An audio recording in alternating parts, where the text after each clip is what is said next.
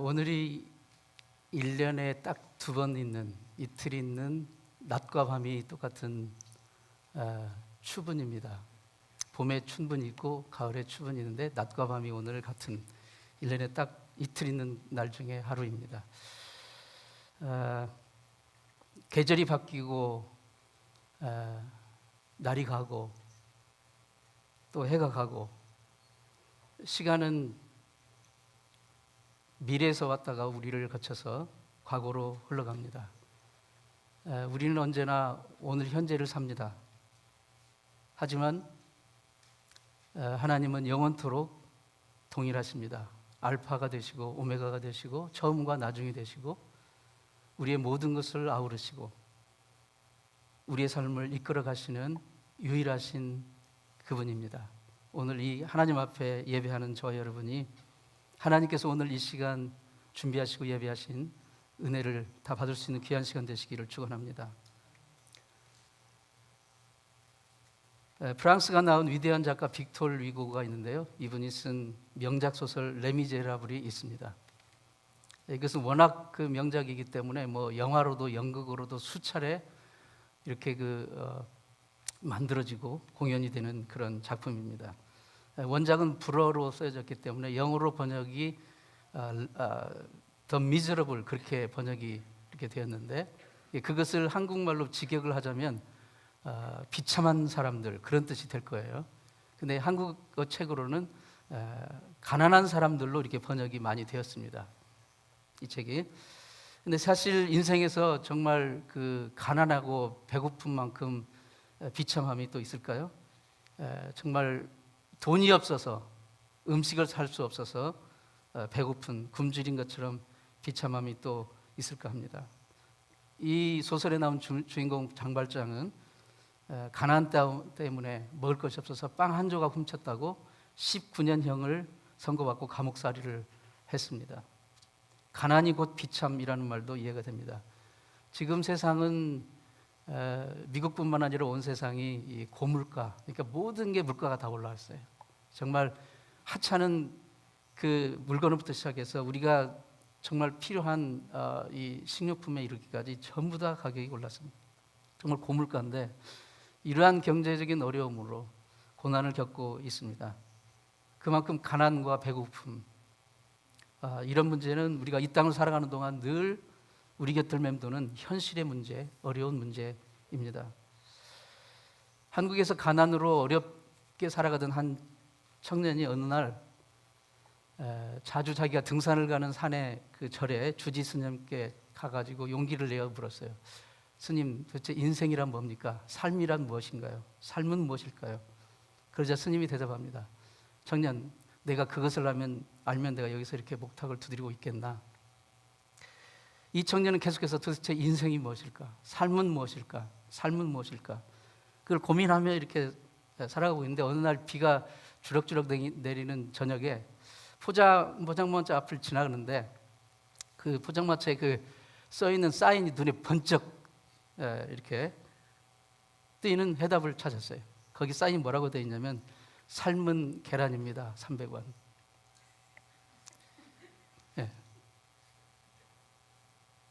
사실 제가 어렸을 때만 해도 포장마차에서 막 호떡 팔고 풀빵 팔고 막 이 계란 팔고 이렇게 했을 때 그거 정말 지나갈 때마다 침을 꼴깍꼴깍 생겼던 그런 기억이 납니다.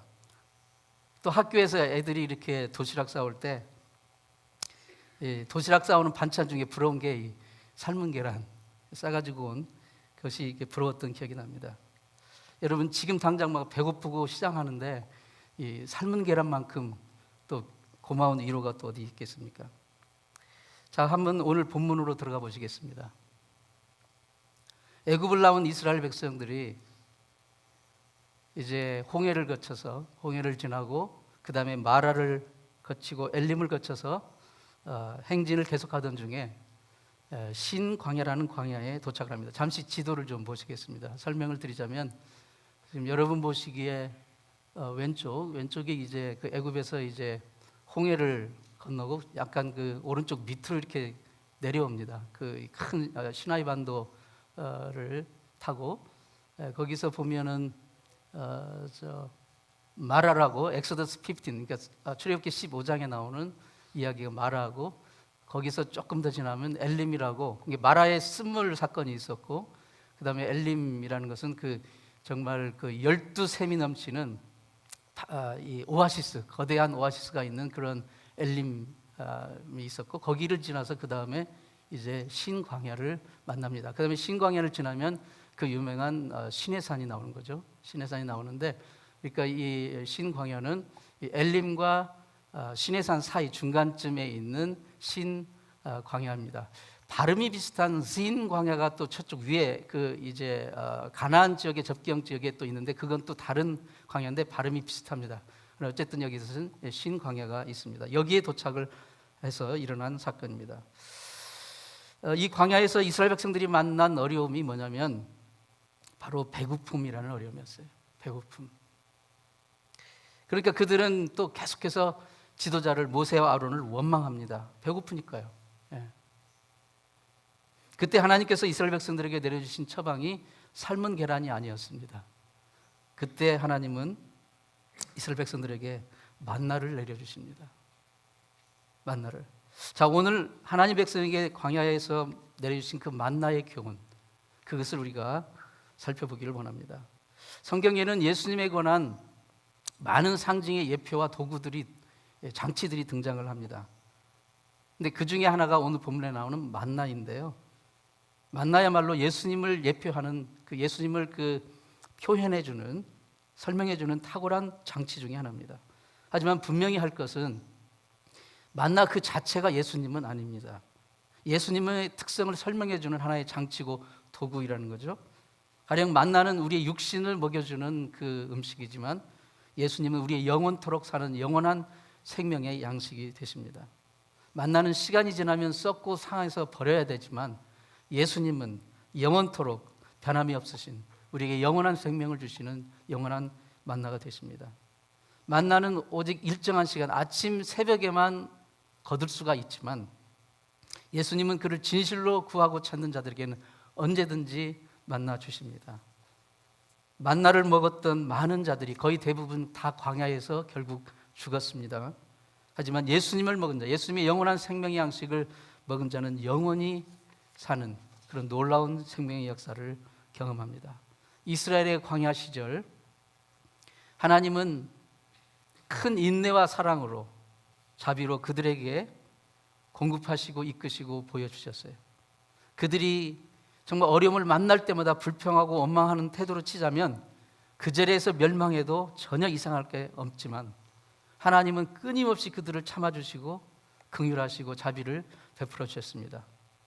그들의 육신의 필요를 채우기 위해서 이른 아침에 만나를 내리셔서 광야 여정 40여 년 동안 하루도 빠짐없이 그들을 먹여주셨습니다. 그 여정 동안에 단 한 사람도 굶어 죽는 사람이 없었어요.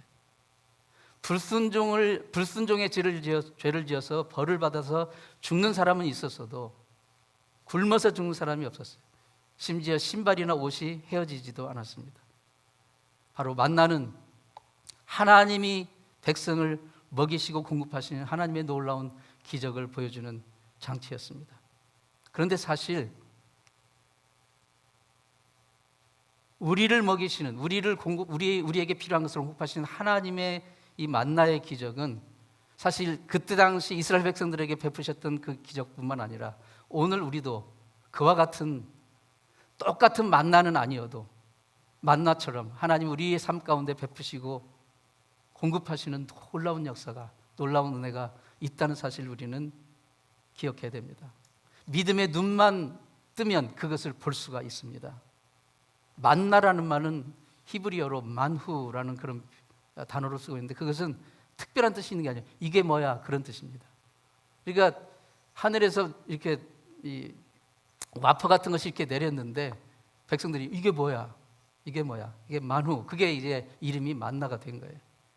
우리도 성경을 읽다가 이런 동일한 질문을 하게 됩니다. 이게 뭐지? 이게 뭐야?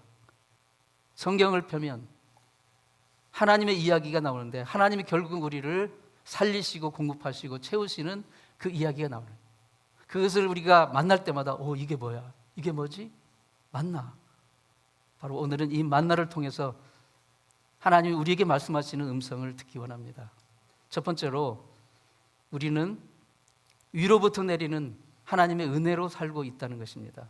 인생을 살다가 보면 정말 사면초가의 어려움, 앞도 뒤도 위도 아래도 어디도 길이 보이지 않는 그런 절망의 어두움을 만날 때가 있습니다. 그러한 절박한 때, 그런 절망의 상황에 우리 하나님의 백성들은 여전히 볼 곳이 있습니다. 하늘을 보는 것입니다. 정확히는 하나님을 보는 것입니다. 본문에 나오는 이 만나는 바로 위로부터 하나님이 내려주고 있었던 것입니다.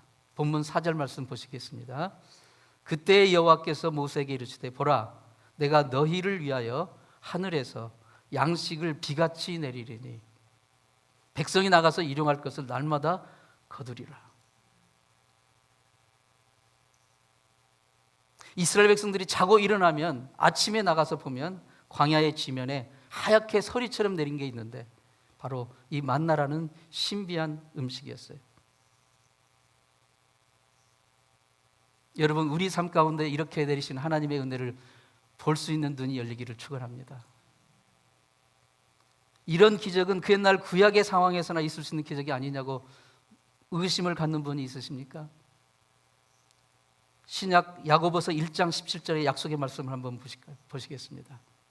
야고보서 1장 17절 말씀, 각양 좋은 은사와 온전한 선물이 다 위로부터 빛들의 아버지께서 내려오나니. 가장 좋은 것, 온전한 선물이 빛들의 아버지 하나님 아버지로부터 우리에게 내려오고 있다는 사실입니다. 구약에 살아계신 하나님은 신약에도 살아계시고 오늘날 우리 삶 가운데도 여전히 살아계신 하나님, 그 하나님이 우리에게 공급해 주시는 것으로 우리가 살고 있다는 것, 그 은혜로 우리가 살고 있다는 것을 잊어서는 안 됩니다. 문제는 그분의 살아계심의 여부가 아니에요. 그분은 우리가 믿고 안 믿고, 그분이 우리가 이해하고 안 하고를 떠나서 그분은 살아계십니다. 우리의 믿음이 중요한 거예요. 우리 하나님의 백성에게 있어서 가장 중요한 문제는 이것을 믿느냐 안 믿느냐 하는 것입니다. 그래서 본문은 시험이라고 표현을 했습니다. 본문 4절 말씀 다시 보면 이같이 하여 그들이 내 율법을, 즉 내 말씀을 준행하나 아니하나 내가 시험하리라. 그 4절 말씀 다시 보시면 라고 말씀하십니다. 인생은 사실 시험과 연단의 연속이에요. 단 하루도 시험이 없는 날이 없습니다. 시련이 없는 날이 없어요. 그런데 사실 인생의 시험과 연단이 없으면 성장도 성숙도 열매도 없습니다. 우리의 믿음도 더더욱 그렇습니다. 마귀는 우리를 넘어뜨리려고 여러 가지로 시험하고 어려움을 가져가지고 멸망시키려 시험하지만 하나님은 우리를 연단시키시려고, 그래서 열매를 얻게 하시려고, 정말 하나님의 귀한 은혜를 받게 하시려고 어려운 상황 가운데 우리를 허락하실 때가 있습니다. 지금 신광야의 배고픈 어려움의 상황, 그 상황에서도 공급하신 하나님, 홍해를 건너게 해주신 하나님, 마라의 쓴물을 달게 해주신 그 하나님, 엘림의 그 오아시스로 인도하신 그 하나님, 그 하나님이 이런 그 굶어 죽을 것 같은 이 신광야의 상황에서도 너를 공급하시겠다는 그 하나님을 믿겠느냐, 믿고 그분을 붙들고 믿음의 행진을 계속 하겠느냐, 그것을 우리에게 묻고 계시는 거예요. 만나는 하늘에서 하나님이 내려주시는 겁니다. 애굽에서 수입을 한 게 아니고, 광야에서 그들이 막 농사를 지어서 얻은 것도 아니고, 이스라엘이 달라고 애걸복걸 한 것도 아니에요. 하나님이 그들의 필요를 아시고 전적으로 하나님의 방법으로, 하나님의 기적으로 하늘에서 이슬처럼 내려주시는 거예요. 그 은혜를 오늘도 우리에게 베풀어 주시고 있다는 사실입니다. 예수님이 그런 분이에요. 예수님이 우리가 막 달라고 해서 오신 분이 아닙니다. 우리의 절망의 처지를 하나님께서 아시고 죄 가운데 빠져서 영원히 멸망받을 수 없는 우리를 구원하시기 위해서, 하나님이 우리를 구원하시기 위해서 하나님의 뜻 가운데서 하나님의 하나뿐이신 독생자 그 아들을 이 땅에 보내주셔서 우리가 그 생명의 떡을 먹고 살 수 있도록 보내주신 영원하신 생명의 떡이십니다. 이것을 믿으면, 이 하나님이신 것을 믿으면 그 하나님의 우리에게 내려주시는 그 만나를 우리는 볼 수 있을 것입니다. 믿으면 거친 광야 같은 우리의 삶 속에서도 하나님이 베푸신 기적의 식탁이 마련되어 있다는 것을 볼 수 있을 것입니다. 만나를 보며 이게 뭐야? 이게 웬 은혜지?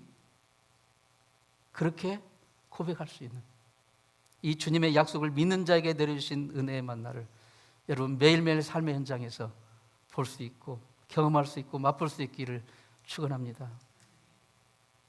두 번째로 이 만나를 내려주신 하나님을 통해서 배우는 두 번째 귀한 은혜는 믿음의 수고가 필요하다는 거예요. 믿음의 수고. 하늘에서 이제 양식이 내려온다고 한다면 그러면 뭐 우리가 할 일이 없겠네요. 그냥 팔짱 끼고 하늘만 보고 있으면 되겠네요 라고 반문할지 모르겠습니다. 그런데 그렇지 않습니다. 다시 4절을 좀 주의 깊게 읽어보면 하나님은 이스라엘 백성에게 만나를 내려주실 약속을 하시면서 동시에 그 백성들이 해야 될 일을 남겨두십니다. 거기 보면 백성이 나가서 일용할 것을 날마다 거둘 것이니라. 성경은 결코 하나님 백성들이 무의도식하면서 아무 일도 안 하면서 빈둥빈둥 사는 것이 그게 복이고 은혜라고 가르치지 않습니다. 하늘에서 하나님이 내려주시는 건 맞습니다. 날마다 내려주셔요. 그런데 그것을 광야에 나가서, 즉 삶의 현장에 나가서 땀 흘려 노동하며 수고해야 할 것을 또한 말씀하십니다. 거둠의 수고가 없이 하나님의 은혜의 양식은 내가 얻을 수가 없다는 것입니다. 성경은 일하기 싫거든 먹지도 말라라고 말씀하셨잖아요. 아침마다 하나님이 하늘에서 만나를 내려주셔도 게을러서 아침에 일찍 일어나기 싫어서 나가기 싫고 또 광야에 나가서 이 만나를 거두는 그 수고를 하기 싫은 자는 결코 만나를 얻을 수가 없었어요. 그들은 배고픔을 감수해야 합니다. 하나님의 은혜가 이슬처럼 이렇게 매일 우리 삶 가운데 내려도 게으름의 노예가 되어서 침대에서 뒹굴며 아무것도 하지 않는 자에게 하나님의 은혜는 말 그대로 그림의 떡일 뿐입니다. 우리가 하나님의 살아계심을 믿고 우리 삶 가운데 만나를 내려주시는 분인 것을 믿고 우리 삶의 현장에서 내려주시는 그 은혜를 거두는 믿음의 수고, 그것은 우리가 해야 될 일이라는 것입니다. 아침에 일찍 일어나 광야에 나가 만나를 거두는 그 믿음의 수고, 그것을 오늘 우리 신앙생활에 적용해 본다면 무엇일까요? 그것은 바로 만나를 내려주시겠다는 그 주님의 약속의 말씀을 붙드는, 그리고 말씀에 순종하는 말씀 생활, 그 약속을 붙들고 기도하는 기도 생활, 그리고 주님을 예배하는 예배 생활, 전도 생활, 그리고 헌신하고 봉사하고 실천하는 헌신의 생활로 이어지는 바로 그 믿음의 수고, 그게 있어야 된다는 것입니다. 이 믿음의 수고를 우리 삶 가운데서 계속하는 자에게 신실하신 하나님은 오늘도 우리를 실망시키지 않으시고 바로 이슬처럼 만나를 내려주시게 될 것입니다. 이 만나를 통해서 우리가 배워야 될 세 번째 교훈은 주님 안에서 안식하며 삶의 균형을 가져야 됩니다. 인간의 삶에서 필요한 것 중 하나가 균형입니다. 균형. 우리가 걸어갈 때도 발의 균형이 깨지면 넘어지잖아요. 우리의 몸의 균형이 깨지면 병에 걸립니다. 매일 먹는 음식도 편식을 하게 되면 건강을 해치게 돼요. 우리의 마음도 생각도 균형이 필요합니다. 세상 일은 너무 한쪽에 치우치게 되면 반드시 부족함만 못합니다. 여러분, 우리가 걷는 게 건강에 좋잖아요. 걷는 것이. 근데 너무 피곤할 정도로 많이 걸으면 눈의 이 건강에 해롭답니다. 너무 많이 걸으면. 정치에도 진보가 있고 보수가 있고 좌파가 있고 우파가 있잖아요. 하나님의 백성은 사실 좌파도 우파도 아닙니다. 오직 하나님 편이어야 됩니다. 하나님 편으로 살아야 그게 진정한 형통입니다. 이것을 성경적으로 말하면 좌로나 우로나 치우치지 않는 그런 하나님, 예수님 중심의 삶이에요. 좌로나 우로나 치우치지 말고 오직 하나님 중심으로 사는 그 삶, 그 균형 잡힌 삶, 그 형통한 삶을 살기를 원합니다. 신광야에서 이스라엘 백성들로 하여금 매일매일 만나를 거두는 믿음의 수고를 하게 하셨는데 그것은 6일 동안이에요. 그리고 7일째는 만나를 내려주시지도 않지만 나가서 거두지 말라고 쉬라고 안식을 명령하셨어요. 그리고 6일째는 이틀분을 내려주셨어요. 왜냐하면 7일째는 안식해서 나가지 않으니까 그때 이틀을 먹을 수 있는 양식을 내려주셨습니다. 그러니까 이게 노동과 안식을 균형을 갖도록 지금 가르치시는 거예요.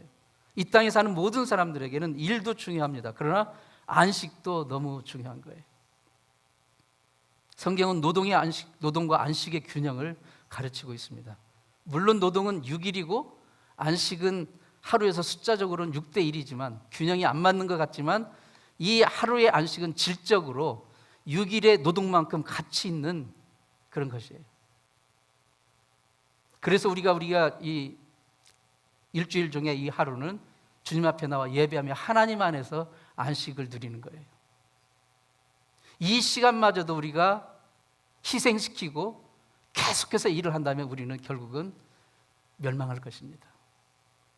두 친구가 도끼를 들고 산에 땔감을 하러 갔어요. 두 친구가 가서 이제 오늘 땔감을 많이 해야지. 한 친구는 단 한 틈도 쉬지 않고 계속 도끼질을 하면서 나무를 해요. 단 한순간도 쉬지 않고. 그런데 다른 한 친구는 한 2시간 일하다가 나무 그늘에 가가지고 한 10분 쉽니다. 그리고 딱 쉬고 나서 또 한 2시간 하고 또 쉬고. 그러니까 이 한 틈도 쉬지 않고 일하는 친구의 모습에 이 친구는 계속 땡땡이 치며 노는 것처럼 보이는 거예요. 해가 저물어서 돌아갈 때가 되었습니다. 각자 모은 땔감 분량을 확인해 보니까 하루 종일 한 틈도 쉬지 않고 일을 한 친구의 그 땔감 분량보다도 그냥 2시간마다 한 번씩 이렇게 쉬었던 그 친구가 모은 분량이 훨씬 많은 거예요. 그러자 한 틈도 쉬지 않고 일했던 이 친구가 막 화가 나가지고, 야, 너는 그렇게 띵까띵까 그렇게 놀았는데 어떻게 네가 더 많이 모은 거야? 그러자 이 친구가 대답을 합니다. 나는 쉴 때마다 도끼날을 갈았어. 사랑하는 성도 여러분, 일주일 내내 하루도 쉬지 않고 계속 일만 하면 다른 사람보다 더 많이 벌 것 같죠? 그렇지 않습니다.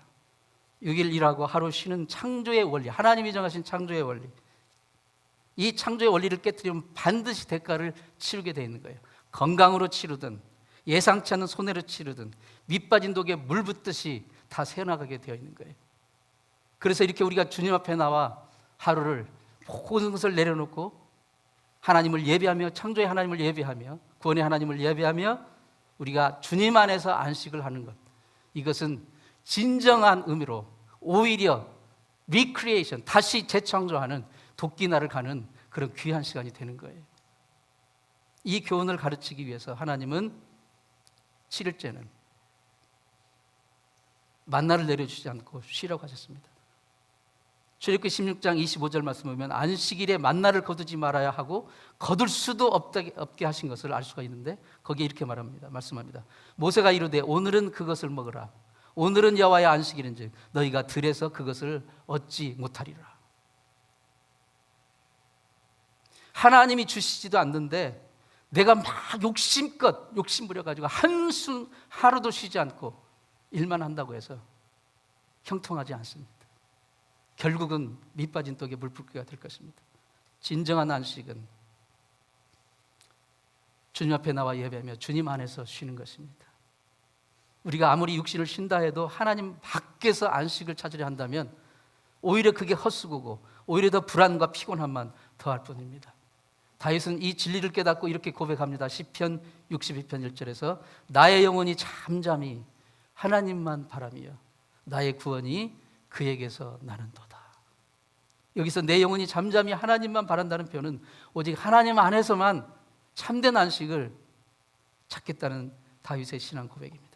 주님 안에서 참된 안식을 찾는 다윗은 계속해서 노래합니다. 2절에 오직 저만 나의 반석이시오 나의 구원이시오 나의 산성이시니 내가 크게 요동치 아니하리로다.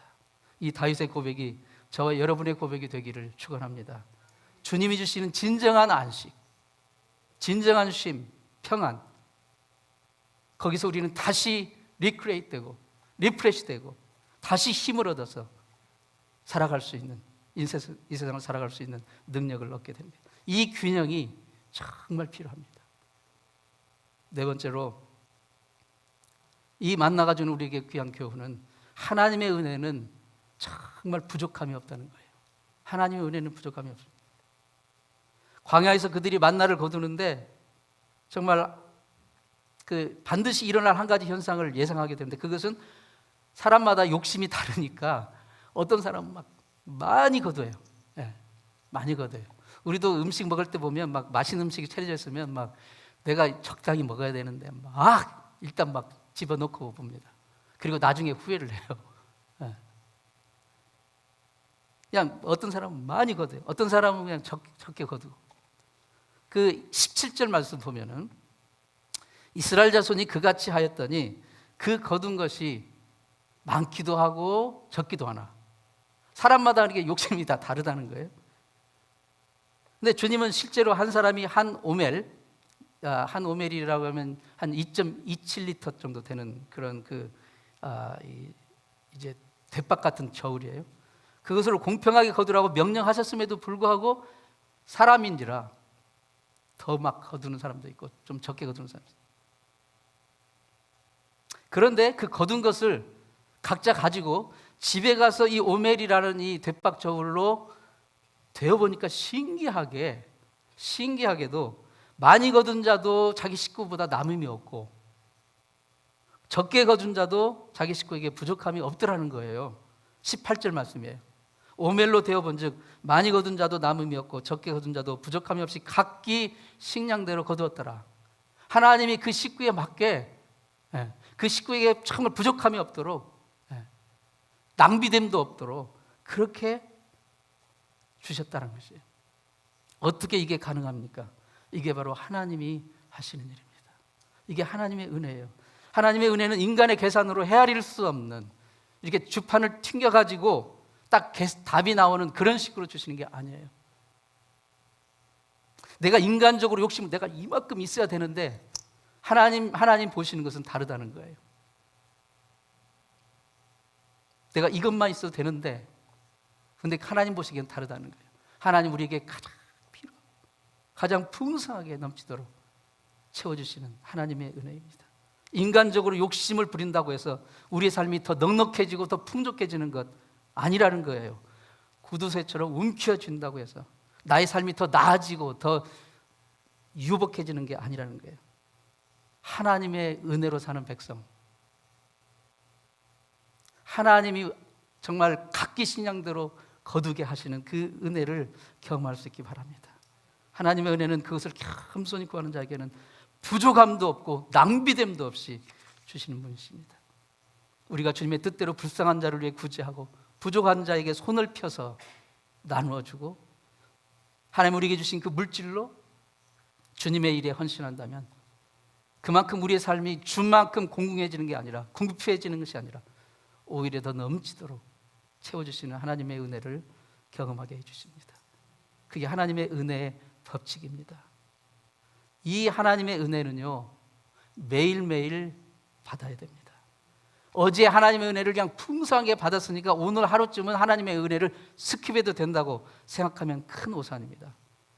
하나님의 그 만나는 딱 오늘, 그리고 시간이 가면 썩어버려요. 먹을 수가 없어요. 오늘 아무리 풍성하게 받아서 내일 하나님의 은혜쯤은 뭐 내일 좀 스킵해도 되고, 이게 아니에요. 매일매일 이러한 양식을 주셔요. 본문 20절 말씀 보면 그들이 모세의 말을 청종치 아니하고, 모세는 그날 양식을 거두라고 그랬는데 더러는 아침까지 남겨두었어요. 어떤 사람 그랬더니 벌레가 생기고 냄새가 나고 썩은. 모세가 그들에게 노하니라. 왜 노했습니까? 불순종하니까. 왜 사람들이 만나를 일부러 다음 날까지 남겨두었을까요? 혹시 하나님이 늦잠 주무셔가지고 안 내리시면 어쩔까? 하나님에 대한 불신앙 때문에. 믿지 못하는 거예요. 내일 혹시 만나가 안 내려오면 어떨까? 굶어 죽지 않을까? 하나님, 사랑하는 성도 여러분, 굶어 죽지 않습니다.